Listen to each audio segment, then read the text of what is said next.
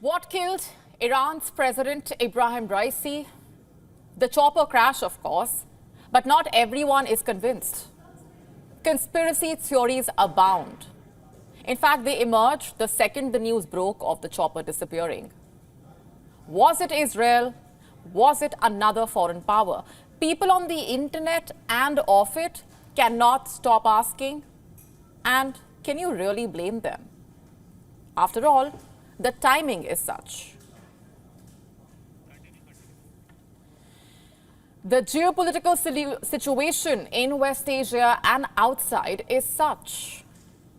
For over 72 hours, we paid no heed to these theories, knowing very well that conspiracy theories always shadow such historical events. They are like conjoined twins. Did two shooters kill John F. Kennedy? Did NASA fake the moon landing? Was Princess Diana's death not an accident?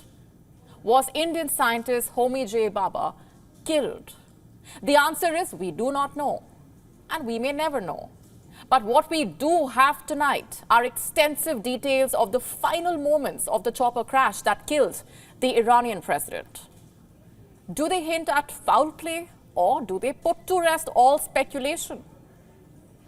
A man named Gholam Hossein Ismaili has given an explosive interview to an Iranian news network. Ismaili was Raisi's chief of staff. He was part of the helicopter convoy on the ill-fated day. He was in the chopper that was behind the president's helicopter. Ismaili says the weather that day was absolutely clear. There was no fog. It was only half an hour into the journey that they saw a small patch of clouds. He says, and I'm quoting, "In one small compacted area, there was a small patch of clouds above a cliff," quote unquote. Adding, quoting further, "It was there that the now martyred helicopter pilot, who was also the commander of the fleet, told the rest of the pilots to ascend above the clouds. We were third behind the president's helicopter. We rose above the clouds and advanced for approximately 30 seconds. Ismaili then described what he thought were an unusual series of events. One, while ascending, they did not feel any turbulence. Number two, after ascending, they realized there were no other clouds. Number three, the pilot of his chopper suddenly realized the president's chopper was missing. They could not see it. It had disappeared." Now, let me quote from that interview again. "After ascending above the clouds, we did not see the main helicopter. The ascension itself did not feel difficult or hard. Sometimes when we use the plane, we feel turbulence, but we did not feel anything at all inside the helicopter this time when ascending. And after we ascended, there were no other clouds. Shortly after, we were able to see beneath us, and there were no clouds anymore." Ismaili says the pilot of his chopper decided to make a U-turn and look for the president's chopper. They thought the main chopper had made an emergency landing. But the pilot could not make radio contact with the commander of the president's chopper. Ismaili says, quoting, "I asked him when was the last time contact was made. The pilot answered, 1 minute and 30 seconds ago, when the pilot told us to ascend above the clouds," quote unquote. What happened next? Ismaili and the others on his chopper decided to start making phone calls to those in the president's helicopter. They called the president's bodyguard. They called the Iranian foreign minister, Hossein Amir Abdullahian. They also called the governor of East Azerbaijan, who was also on that ill-fated chopper, but they got no response. And finally, someone picked up the phone. Who was it? Let me read out from that interview. I'm quoting. "It was Ayatollah Hashim, the Friday Imam of Tabriz. He told us that he was not feeling well. He did not tell us anything special. I asked him what exactly had happened. He told us that he did not know what had happened. And when asked about his whereabouts, he said he did not know. He only described what he could see. described to us what he saw. For example, how he was surrounded by trees. I asked him about the condition of the others.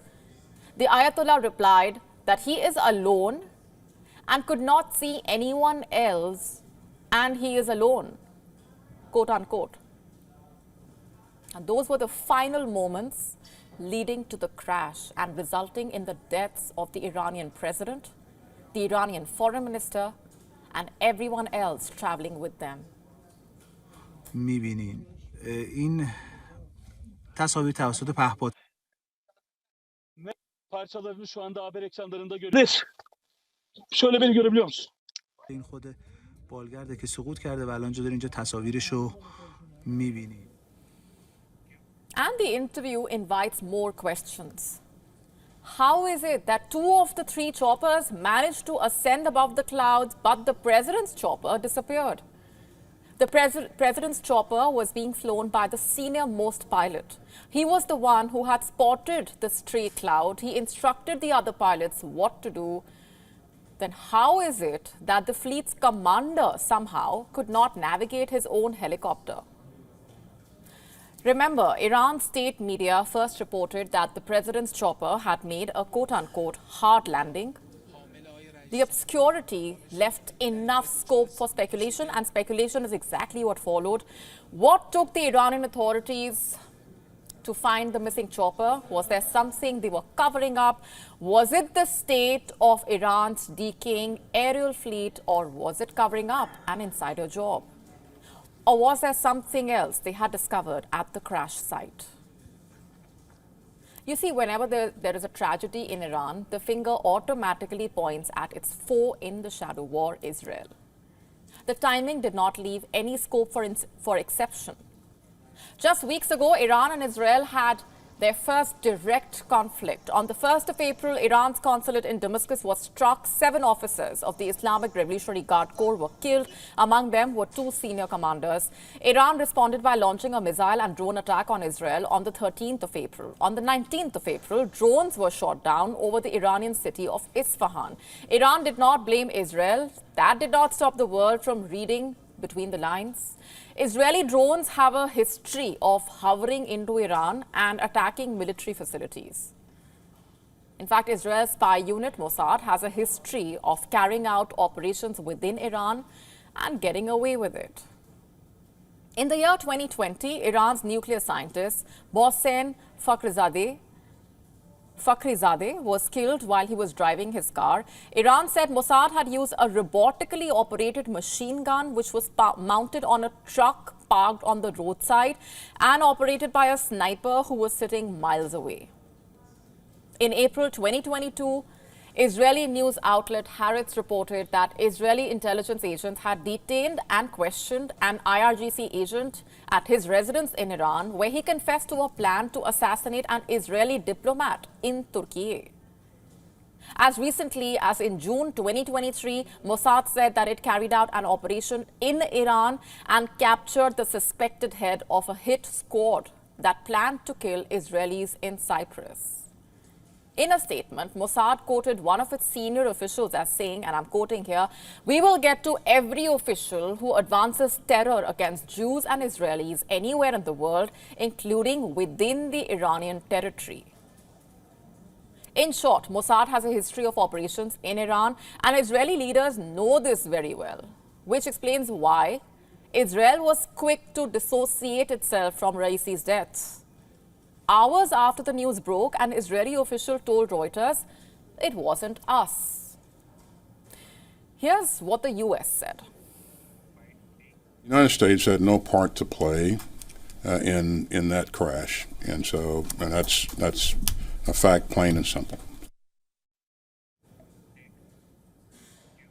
Iran says it has launched a probe into the chopper crash. It's not unusual given the crash killed the country's president and foreign minister. To stay up to speed with the latest news, download the WION app and subscribe to our YouTube channel.